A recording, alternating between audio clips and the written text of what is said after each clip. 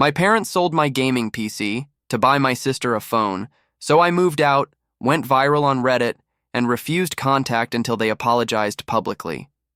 I'm a 17-year-old guy, and I've always been the scapegoat in my family. You know how some families clearly pick favorites? In mine, it's not even subtle. My younger sister Emma is 15 and practically worshipped. She sneezes, and my mom brings her soup. I break a glass, and suddenly I'm reckless and careless, ungrateful. That's been my life for as long as I can remember. Emma gets gold stars for breathing, and I get guilt-tripped for existing. Growing up, I learned to stop asking. For new clothes, birthday parties, even just space. Everything I had was a hand-me-down. My cousin's beat-up sneakers, an ancient tablet from Dad's office that barely ran YouTube. Meanwhile, Emma got a MacBook for middle school prep. She's in high school now and already talking about getting a car. She doesn't even have a learner's permit yet. So, when I say my gaming PC was sacred to me, I mean it. I spent over a year doing everything from tutoring 6th graders to helping the old guy next door fix his gutters just to save up. I researched every component, waited for sales, and built it piece by piece. The GPU alone cost more than anything I owned in my room. That computer wasn't just for gaming, it was my world. I edited videos, taught myself basic coding, escaped into digital spaces where I wasn't the problem, and my parents knew. They knew how much it meant to me. They'd seen me work late, study hard, skip outings just to stash cash. I even let them borrow it a few times for Zoom meetings when their laptop crapped out.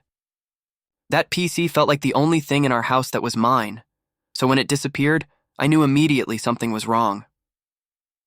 It was a Saturday afternoon when it happened. I had just come back from the library, trying to study for midterms in peace because home was always chaos. I walked into my room, dropped my backpack, and immediately froze. My desk was empty. Wiped clean, monitor, keyboard, tower, headphones, all gone. My heart dropped. I scanned the room again like I had missed something, checked under the bed, opened the closet. Nothing. The power strip was still there, swinging slightly from the desk's edge like a ghost limb. That's when the panic hit. My brain spiraled. Had we been robbed? I rushed out into the living room, my voice shaking. "Mom, where's my PC?" She didn't even look up from folding laundry. Oh, we sold it. At first I thought I'd misheard her. What? Your father listed it on Facebook Marketplace, she said casually, like she was talking about cleaning out the garage. Emma needed a phone for school. It was an emergency. I just stood there, silent. My face must have gone pale because Emma, sitting smugly on the couch scrolling on her brand new iPhone 14 Pro Max, smirked at me. She didn't even try to hide it. When my dad walked in, I confronted him. "You sold my PC without telling me?" He looked at me like I was being ridiculous. "She needed it more than you need your little games. Grow up, it wasn't a game. It was mine. I bought every part. I built it. I worked nights and weekends for over a year, and they erased it like it was nothing. I couldn't eat dinner that night. I sat on the edge of my bed, staring at the blank space on my desk, my hands curled into fists. My chest felt tight like I couldn't breathe. And even though no one touched me, I swear it felt like I'd been slapped. Something in me cracked that night. Not loud, not visible. Just this quiet, permanent break inside me, and they didn't even notice. I didn't know what else to do, so I wrote it all down. Around 2 a.m., still wide awake, still staring at that empty desk like it was a crime scene, I grabbed my phone and opened Reddit. I found a subreddit called r/a/asshole and just started typing. I poured out every detail, how I worked to build the PC, how they sold it without asking, how it was for Emma's school emergency that turned out to be a flashy phone. I ended it with a simple question. Am I really the asshole for being furious? I hit post and forgot about it. By morning, it had over 14,000 upvotes. My inbox was flooded with messages, people sharing their own stories, offering tech replacements, donations, legal advice. I couldn't believe it. One person even messaged, "Dude, I'll send you a whole rig, just say the word." But I didn't take anything. I wasn't looking for pity or charity. What I got instead was clarity. Comment after comment called it what I never had the courage to: toxic parenting, gaslighting, emotional abuse. One person wrote, "Your parents didn't sell your PC, they sold your boundaries." That line stuck with me. For once, I wasn't crazy. I wasn't overreacting. I was just finally seeing it. Emma found the post later that evening. She walked into the kitchen, phone in hand, smug as ever. Reddit won't save you, she said, like it was some kind of power move. Like she still believed I'd come crawling back after venting online, but she had no idea what she just triggered, because that night, while everyone was asleep, I quietly packed a duffel bag, my clothes, a few notebooks, my phone charger. I looked one last time at the place I'd called home and realized it never really was. I left a note on the kitchen counter. It simply said, "Don't call. I'll reach out when I'm ready." And I walked out the door, heart pounding, not knowing where I was going, only that it had to be away from here. Liam didn't even hesitate when I showed up at his door with a duffel bag and swollen eyes. He just stepped aside and said, "You good?" I wasn't, but I nodded anyway. His parents were surprisingly kind. His mom laid out a couple of blankets and told me I could sleep on the couch as long as I needed. "Just let us know if you're hungry, all right?" she said with the kind of warmth I hadn't felt at home in years. That first night, I curled up on that couch like it was a lifeboat, but sleep didn't come easy. I kept replaying everything in my head. My parents' indifference, Emma's smirk, that blank desk. It wasn't just the PC, it was the years of being overlooked, belittled, and blamed. And now, when I finally stood up for myself, they labeled me dramatic, literally. That was the only message I got from my mom 3 days after I left. "You're being dramatic. Come home and stop embarrassing us. No apology. No concern. Just a command wrapped in guilt." I didn't reply. Liam's mom overheard me reading the message out loud. She sat beside me and gently said, "Sweetheart, you're not being dramatic. You're finally standing up for yourself. That's brave." I nodded, but it hit me harder than I expected. I wasn't used to being believed. School was hard after that. Not because of the work, I could handle the academics, but because it was tough to focus when my world had cracked open. I'd find myself staring at math problems and suddenly feel that ache in my chest again. Like I was floating with no anchor, I started looking for part-time jobs. Anything to avoid feeling like a burden or, worse, an intruder. I applied to the grocery store down the street, a pizza joint, even a weekend gig handing out flyers. I didn't have a plan. I didn't know what I was doing. But for the first time in my life, the choices I made were mine, and that somehow felt like a beginning. About a week after I left, the whispers started. I didn't hear them directly at first, but I felt them. Through weird texts, sudden silence from cousins, and a cold shift in the few relatives who used to check in on me. Then my phone buzzed with a message from my Aunt Carla. "Sweetie, just go home and apologize. It's just a PC. Your parents are heartbroken. Just a PC." Like I hadn't worked for it. Like it hadn't been stolen. Like my trust hadn't been shattered in the process.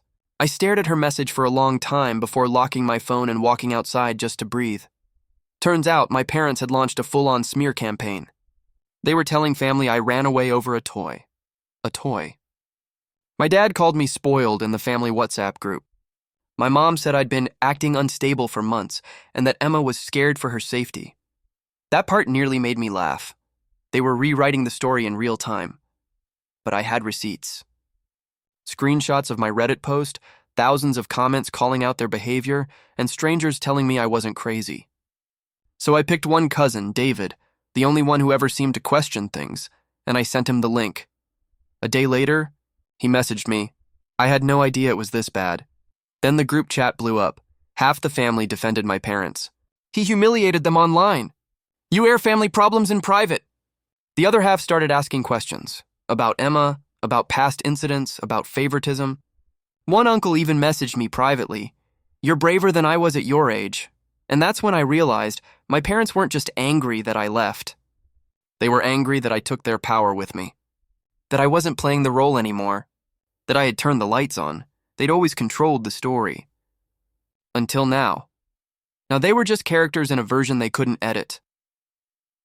A few days after the family group chat war, I got a DM on Reddit from someone named Alex Techie. He said he was a small YouTuber who made short videos about tech stories and internet drama. He'd seen my post and asked if he could feature it in one of his upcoming videos. He promised to keep it anonymous. No names, no photos, just the story. I thought about it for a while. At first I was hesitant. I didn't want more chaos. But something about the way he wrote, calm, respectful, made me say yes. The video dropped 3 days later. Title? Parents sell son's custom PC to buy iPhone for daughter. Within hours, it started trending. The comments were wild. People were furious. Gamers, parents, teachers, therapists. Everyone had something to say. Some shared similar stories. Others called my parents monsters.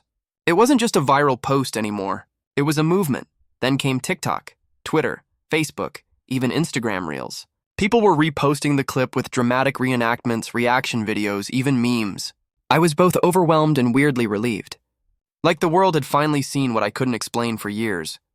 But with the attention came exposure. At school, a couple of classmates pulled me aside. "Dude, is this you?" My old principal called me into the office, not to scold me, but to say, "If you need help getting college references, let me know." Liam showed me that his younger cousin in another state had seen the video on their FYP, and then the phone calls started again. Not supportive ones. My dad left me a voicemail, voice shaking with rage. "You're destroying our family. You're making us look like monsters. Take it down." My mom sent me a message. "You've humiliated us. You'll regret this one day." But the thing is, I didn't regret it, because for the first time, I wasn't the one gaslighting myself. Still, I knew this wasn't healing. This was just the storm rolling in, and I hadn't even touched the wreckage underneath. It was close to midnight when my phone rang. I was lying on the couch, scrolling through job listings when I saw Mom flash on the screen. My heart jumped. For a second, just one fragile second, I let myself hope. Maybe she finally understood. Maybe she was ready to apologize. I answered with a soft, "Hello?" Her voice came sharp, jagged, and angry. "How could you betray your family like this?" It was like getting punched in the stomach. I didn't even know what to say at first. I waited, thinking maybe she'd correct herself. Maybe this was just her pain talking, but she kept going. "You humiliated us. You turned your sister into a target. Do you know how embarrassing this has been for us? People at church are talking. You've twisted everything like we're the villains." I sat up slowly, staring into the dark room, my hand shaking against my cheek as I held the phone. I tried to speak calmly. "Did you ever think about what you did to me?" There was a pause. Then she scoffed. "We gave you everything. We fed you. We let you live under our roof, and this is how you repay us?" That's when something snapped in me, not loudly, not dramatically, just quietly, like glass cracking beneath too much pressure. I didn't yell. I didn't defend myself. I just slowly brought the phone away from my ear and ended the call. I walked into Liam's bathroom, locked the door, sat down on the floor, and completely fell apart. I sobbed so hard I couldn't breathe. The kind of sobbing that doesn't even make sound at first. It felt like grief, like mourning something that had already died. I wasn't crying over the PC. I wasn't even crying over the call. I was grieving the fantasy that maybe, deep down, they loved me without condition, and realizing they didn't. That shattered me more than anything else ever had. The morning after that call, I didn't say much. I just sat at the kitchen table staring at my cereal until it turned soggy. Liam's mom sat across from me, quiet for a bit, then gently said, "Sweetheart, have you ever thought about talking to someone? Like a counselor?" I shrugged at first. Therapy always sounded like something for other people, but something in the way she looked at me, kind, not pitiful, made me pause. So I said yes. The university had a mental health center, and after a few emails and some paperwork, I had my first session with a student therapist named Kayla. She was soft-spoken, didn't push, just listened as I stumbled through the story. My parents, Emma, the PC, the Reddit post, all of it. But as I kept talking, the surface-level rage melted into something deeper. I told her how I was always called too sensitive, how I was punished for speaking up, how Emma could scream and cry and lie and still get a hug. I told her how I stopped asking for things because no always came with a guilt trip. Kayla just nodded and said, "You weren't the problem. You were the scapegoat," she explained narcissistic parenting. The golden child scapegoat dynamic. Emotional invalidation. Gaslighting. Suddenly, all the things I couldn't name growing up finally had names, and it was like flipping on a light switch in a room I'd spent years fumbling through in the dark. For once, I didn't feel insane. I started journaling, writing things I never said out loud, keeping track of my thoughts, my triggers, my boundaries, and I made a quiet promise to myself, I won't go back. Not until they acknowledge what they did, not until they make it right. No more pretending. No more shrinking. If they wanted a son who kept quiet and came home just because they said so, they'd sold that version of me along with the PC. A few weeks into therapy, I decided I needed closure, not just in my head.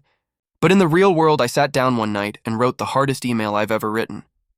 No insults, no long explanations, just this.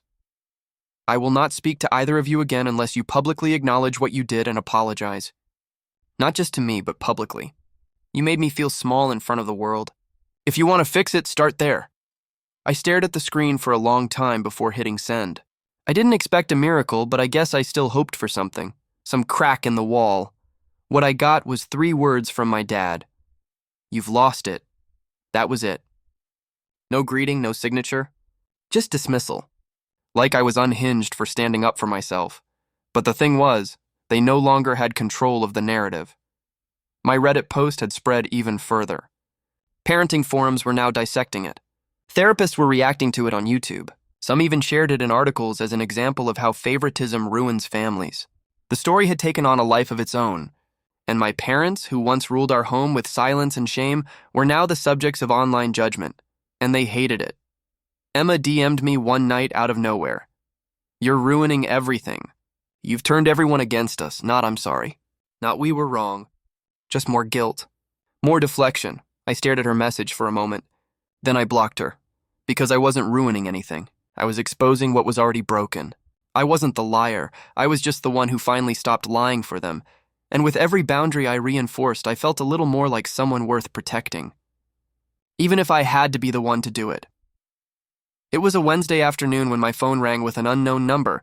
I let it go to voicemail, then checked the message.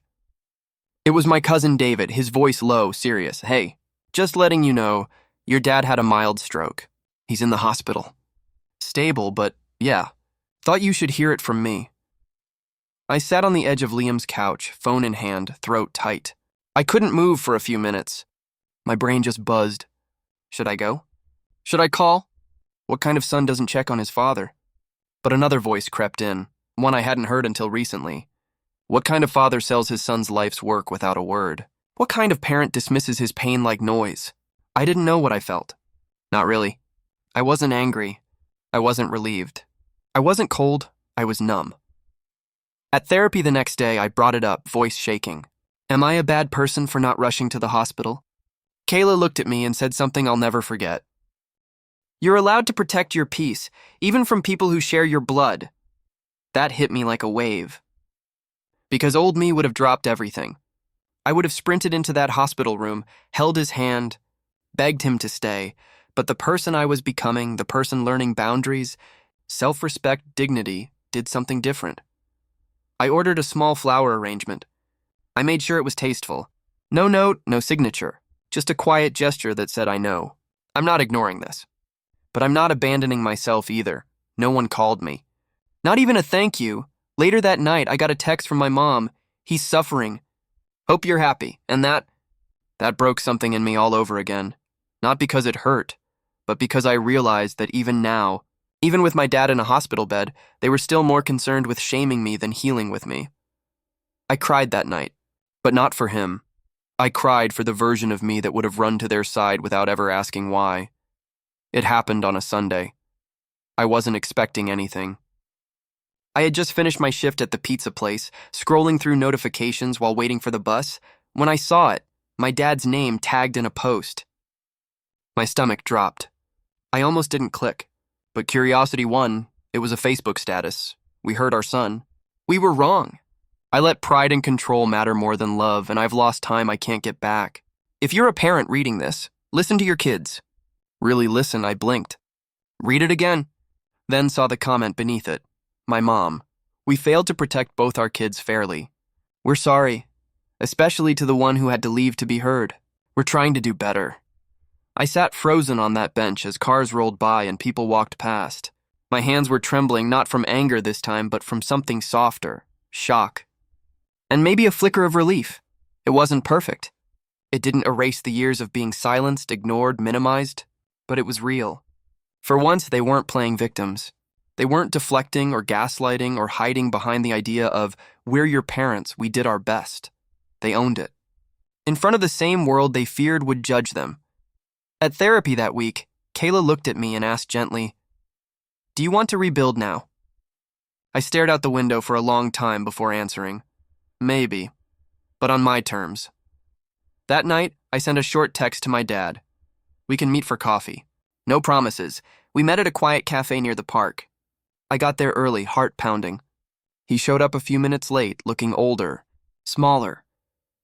When he sat down across from me, he didn't say much. But then, slowly, he started to cry. And for the first time in my life, I didn't. We're not magically healed. That's not how real life works, but we've started something. Maybe it's rebuilding. Maybe it's just respectful distance. Either way, I'm no longer the family's emotional punching bag. No more guilt texts. No more gaslighting. No more pretending everything's fine when it's broken. I still live on my own. Still split my time between school and my job. Still game most nights, only now it's on a setup I built with my own paycheck. Better specs, faster performance, and most importantly, completely mine. Sometimes I still get messages from strangers. The Reddit post is archived now, but it made the rounds. Every few weeks someone will DM me, "I read your story." It gave me the strength to finally move out. You helped me see my family for what it really was. Thank you for saying what I couldn't. Those messages remind me that I didn't just write a post, I exposed a pattern that too many people live through in silence. As for Emma, she hasn't apologized. Not a word. Not even a fake one. Maybe she never will. Maybe she's still too wrapped up in being the golden child to even realize the damage she helped uphold. And honestly, I've stopped waiting for it because I've learned something through all of this. Sometimes distance is the only way to be seen. You can scream at a wall forever and still get silence, but if you walk away, that silence starts to echo back at them. My parents see me now, not the version they wanted, not the one who stays quiet, but me, angry, hurt, healing, whole. And if I had to go viral, piss off my entire family and start over from nothing just to reclaim my worth, I'd do it again in a heartbeat because I finally know who I am, and I'm not sorry for it.